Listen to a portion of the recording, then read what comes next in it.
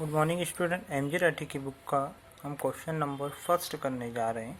Chapter number 11 आज से हम प्रारंभ करने जा रहे हैं। मूल्यह्रास डेप्रिसिएशन। डेप्रिसिएशन क्या होता है सबसे पहले हम ये जान लें और समझ लें। सबसे पहले डेप्रिसिएशन जो है मतलब हम किसी वस्तु का उपयोग करते हैं या कोई संपत्ति का उपयोग करते हैं तो उपयोग करने के कारण अप्रचलन होने के कारण इन्हें कोई नई वस्तु आ जाती है उसके समान ही।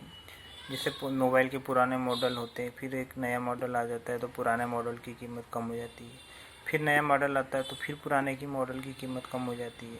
तो ऐसे कई कारणों से वस्तु की कीमत में कमी आना, उपयोग करने के कारण, मूल्यह्रास होने, अप्रचलन होने के कारण, तो या किसी के भाव में स्थायी रूप से कमी आने के कारण जो उसकी कीमत में कम हो जाती है हमेशा के लिए, वो कहलाता है डेप्रिसिएशन या मूल्यह्रास। मूल्यह्रास लगाने की हमारे कोर्स में फिलहाल 11 क्लास में दो विधियाँ दी गई है डेप्रिसिएशन की।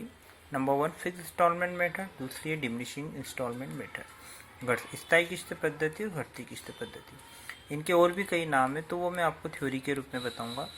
इसके बाद स्थायी किस्त पद्धति में हम जब क्वेश्चन सॉल्व करते हैं तो दो प्रकार के क्वेश्चन हमारे सामने आते हैं। एक आता है जिसे हम सूत्र विधि से हल कर सकते हैं और दूसरा आता है जिसे हम प्रतिशत विधि से हल कर सकते हैं। इसमें हमें सूत्र विधि से जब हल करना होता है तो हमारा सूत्र होता है डेप्रिसिएशन यानी मूल्यह्रास इक्वल कॉस्ट लागत माइनस स्क्रैप वैल्यू या अवशिष्ट मूल्य, इसी का दूसरा नाम होता है रेसिडुअल वैल्यू, और बटे में आता है अनुमानित जीवन काल, इसको हम इंग्लिश में बोलते हैं एस्टिमेटेड लाइफ।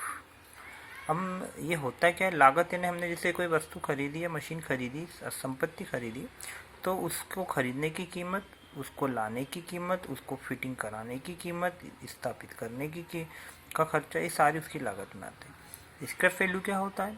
स्क्रैप वैल्यू का अर्थ होता है कि उस वस्तु को उपयोग करने के बाद जब वो हमारे लिए बिल्कुल अनुपयोगी हो जाएगी और हम उसे बेचेंगे अटाले में, कबाड़े में, तो जो कीमत मिलेगी वो उसकी स्क्रैप वैल्यू या अवशिष्ट मूल्य या रेसिडुअल वैल्यू होगी।